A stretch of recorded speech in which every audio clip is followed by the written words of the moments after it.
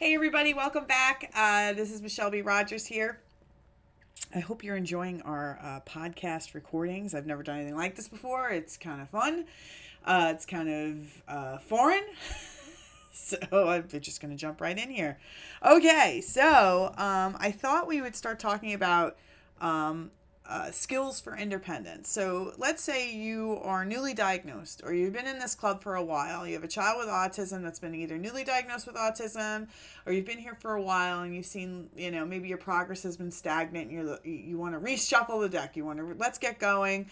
Let's focus on what I need to help my baby. And a lot of the times when I thought about me back in the day when this happened to me, it was like, okay, we have this diagnosis and what do we want to work on first? And the first thing I did, or the first thing I was thinking at that time was like, I need to find somebody who can tell me the path, tell me what to do and what steps to take and where I should focus and what I should be asking and what kind of therapies I should be putting in front of her. And that's another reason why I do what I do, because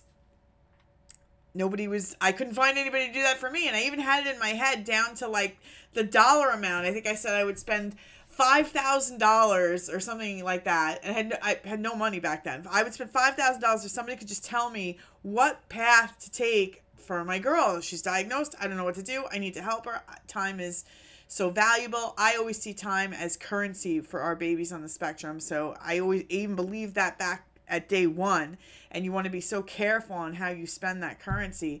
And then I said, okay, what do I need to do? And I remember thinking in my head, I'd spend $5,000 for a qualified whoever to tell me what to do to help my baby. And at the end of the day, if I had actually found someone, they said the price was 10, I probably would have found the money, because I was so desperate. I had no idea what to do. It was like a chicken with its head cut off. I had no idea what direction to turn. Here we are diagnosed. I'm panicking. I'm scared, terrified, all the things, and I had no idea where to go.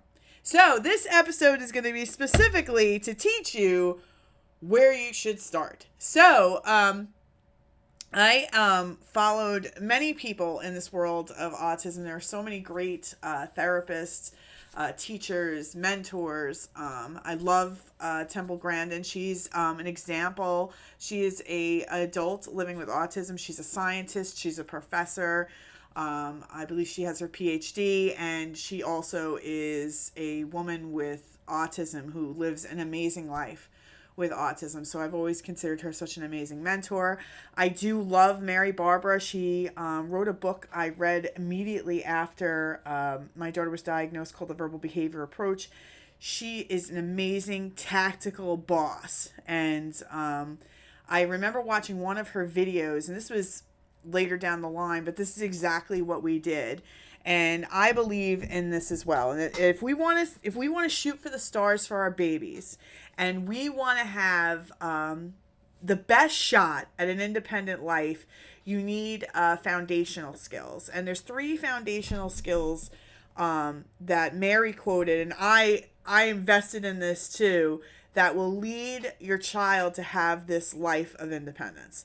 And the first one is potty training. And boy, potty training's my jam. I am the potty whisperer. I'm potty training my cats right now. That's how confident I am in my potty training skills. There is not one child that has come through my group coaching program, and I'm pointing to my wall here because I have pictures of all the babies from all the families that are in my group coaching program. There is not one child that has left my 90-day program without being potty trained, meaning that if you came to me, one of your goals was potty training, we worked on potty training, you didn't leave my program without that happening. So potty training, which is one of the 3 foundational skills, that is my jam. So why is potty training like mandatory? One of the mandatories. We'll go over that in a minute. Let me tell you the 3 first, and then we'll go through each individually. The second one is communication skills, and this does not mean they have to be verbal. Big disclaimer here. We, as Gen Pop people, general population people, put communication and verbal as the same thing. We think they mean the same thing, and they don't. They're actually quite different, and one really can't live without the other, and vice versa. We want our children to be able to communicate, and it doesn't need to be verbal. So that's your second foundational skill to have a chance in an independent life. And then the third one is we want to make sure that there is no problem behavior or minimal problem behavior, you know, like tantrums, like the, you know, a neurotypical child could have a tantrum here and there, but like we don't want excessive problem behavior. And this one I added on, but I think she might have said this too, I'm not sure, can sit and attend as well. And it's like, wow, these are like the things. These, if you can get these things, your chances for your child to have an independent life increase dramatically. And we're going to kind of break down each one and why it's so important. So the first one is potty training. And I love this one. It wasn't my first aha for me. My first aha for me was communication. But potty training is probably about 80% of my families come to me. They pay for the program, a 90-day program to learn and get support around all things autism. But they would be happy and delighted to me to take their money in exchange for never, you know, being able to never have to change a shit or piss diaper again. So 80% of my families come in like, I need to potty train this kid. This kid's 3, 5, 7, 25, 31. We need to get we're done, man. We want out of diapers. And one of the things I want to put out there, and I'm sure, you know, I'm going to get a lot of hate mail for this, but I don't really give a shit, is that most, if not all, children and adults on the spectrum, if they are ambulatory, if, I always say this to my families too, can they use a fucking iPad? Because if they can use an iPhone or an iPad, they can be potty trained. And people are like, how could you, you know, you can't say that. Da, da, da. Yeah, I fucking can, because we've taught hundreds of children and adults, all with various degrees of autism in the sense of like the severity of their symptoms of autism. And I've pulled my BCBAs and they've got years combined, like 30 years of combined experience, along with my 9 or whatever years I've had. And we have not come across a child or an adult we can't potty train. We have so many examples of how it can be done. If they are ambulatory and they can use a fucking iPad, you need a baseline. If your kid can use a fucking iPad, they can potty train. So that I know is gonna, you know, love or hate me. That's what I believe. I know it for a fact. There's not one family I'm like, you know what? We've been working on this for 90 days and it's not in the cards for your kid. Here's your money back. And I'll give you your money back. I will give them their money back if I don't do it. But I've never not done it. And this is why.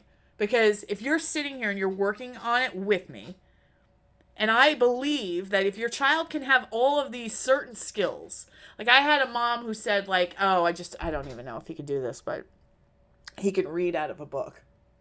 I mean, he can read like page, read out of a book. I don't think he's going to get the concept that, you know, pee and shit go here. No, that's not going to happen. I remember thinking in my head like, what? Huh? He can fucking probably read better than me. And you're telling me he can't take a pee or shit in the toilet? That's thought check. That's what's going on in your head, mommy. This child is very, very smart. I've had parents come to me and say, you know what? They'll pee on the potty, no problem. And, but when they want to take a shit, they ask for the pull-up or they get it themselves. They go in the bathroom, they take the dump, and then they call the parent to come and clean them up. But that child, I just don't see it. I don't think they're ever going to get it. They've created the toilet in their pull-up, okay? So, yeah, if they can manually pull up their underpants because they don't want to... Who wants to sit in shit underwear? Not me, right? Not them either. Go run and grab a pull-up, put that on, shit in the pull-up, and then have you come and clean it, and you're thinking that, I don't know if they could figure out that that's got to go in the toilet. Bullshit! Pun intended. Anyway... So, the reason why this is one of the foundational skills, and I'm sure this probably goes without saying, is that there are a lot of activities or a lot of things in life that require you to be potty trained. And as adults that are, you know, potty trained and we're neurotypical, we take this for granted because, you know, we think about like, well, how important is it? Well, as an adult that has to change those shit diapers of these 3, 5, 10, 21-year-old, you know that it really impacts the quality of life for you. It'll impact the quality of life for your child. There'll be things that they won't be able to do. There'll be programs that maybe they won't be able to get into unless they're potty trained. We've had this mom that I was telling you about who her son like would read like pages in books was being held in a class that he was behind in academically, because the class that he belonged in requires potty training. So it was just a good example of how potty training is holding this child back from moving forward in his educational in his education, because he to go on to a classroom that's teaching more complicated things, he has to be potty trained. So that's just one example there. Also, just in general, like if I'm looking towards independence and my child or my adult child can't master this, how are they going to live alone? How are they going to live with minimal support? It's impossible. And think about the task. I know you don't have to think about it. If you're in this club, I get it. You know what it feels like to change a shit diaper of constant day in and day out. I always think about, like, if we want independence one day, who's going to change that shit diaper if you ain't around? So it's just one of these things that is so uncomfortable, in the sense, I think this is probably why I've become the potty whisperer. And it's funny because, I came in here, I'm like, I'm going to teach parents all the things about autism. I did not think I'd be spending 80% of my time in the toilet. But that's fine. I love it. I love it. I love it. We're going to potty train my cats. It's going to be great. But what I'm saying here is that the reason why this is probably the first thing, and it's so important, is because it's so life limiting in the experiences that you have as a family, as in experiences that your child can have as well. And we actually have an example that I've shared a few times of a woman who potty trained at the age of 21. And this is such an interesting, I don't want to go off on a super tangent here, but it was such an interesting example because her family had tried to potty train her over the years several times. And they told all their friends and family, it's not in the cards for her. She can't do it. She's too autistic, severely autistic, whatever the label was that they gave her. And then in the special education community, depending on your state, most kids can stay in a school placement until the age of 21. And this woman was in this school placement till the age of 21. Her parents lined up a beautiful school for her to transition to for adults. And they're getting everything ready. And she's about to graduate from the one school, go into this school. And I don't know how it happened, but somebody dropped the ball and said, wait a minute, whoa, what? She's in diapers? She can't come here. And the parents like, what do you mean? We already paid the deposit and we want the school. We looked everywhere and she has to come here. No. What are you talking about? No. It's clear in our manual or whatever. I don't know how this got overlooked, but she cannot come here if she's not potty trained. And then all of a sudden, she, 21 years old, in diapers up until that point, was potty trained by her parents. And this is such a good example of the mind. And I keep coming back to this. I spoke about it in the last episode, speaking about it today, is that up until that point, her parents thought it wasn't in the cards for this child to potty train. Until their why became so compelling that they had no choice. That if they wanted to go to this beautiful school that they had picked out for her to transition to, she had to be potty trained. So now in their minds, it shifted. Their thoughts shifted from, it's not in the cards, she can't potty train. We've tried 100 times, it's just, they tried 100 times and quit. This time around, their thought has to change because otherwise she can't get into that school. And then what's going to happen to her? That's what they're thinking. So in their head, they're like, we have to make this work. And now she's potty trained at 21. Now, what does that mean? Does that mean that she, all of a sudden at 21, oh, I got it now? All these years, when it wasn't landing, but now all of a sudden it's landing? No. Her parents didn't believe that she could do it. So it never happened. So they always quit. But when they wanted her to get into the school, and there was no other option, she either had to be potty trained or she couldn't come here, their reasoning, their compelling why was big enough that they had to change their thinking and make it happen. This example always blows my mind because this poor family was changing shit diapers till 21 when she could have potty trained all along. But they had decided in their head that it probably wasn't in the cards for her until they needed it to be in the cards for her. Now, I don't want anybody here to make decisions based on that. I want you all to make decisions based on, I choose to potty train, because potty training is not optional in this household. I choose to potty train because if I want my child to have an independent life, when I'm listening to Michelle and that's one of the three, this has to happen no matter what. And autism is not going to stop it from happening. My thoughts about autism are not going to stop it from happening. I certainly don't want my brain with my shitty thoughts rolling around in it stopping my child from gaining this important life skill. 1/3 of the foundational skills needed for independence. So that's why potty training is so important. And I wanted to share that example because it's so powerful to realize like how amazing our mind can be and also how dangerous it can be. This isn't my quote. I think it was Brianna. I think her name was Brianna. Anyway, she said, the mind is like a furnace. It can either warm your house or burn it down. And this whole example is a good example of that.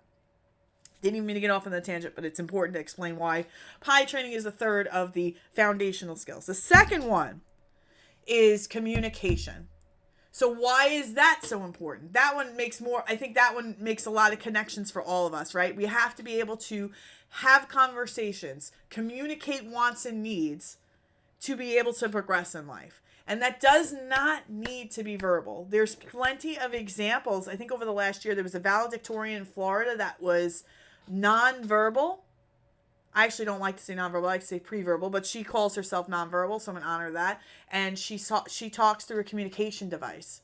She is going to have a career. She can be independent, and she is not verbal. Now, I know when we think of communication skills, we're all dying for the verbal. And we work really hard on that in group. But I don't start anybody like who's got a child that is pre-verbal. Great, let's start working on strategies to get him to be verbal. No, I don't fucking do that. Because I believe communication is more valuable, especially if you want to have verbal at some point.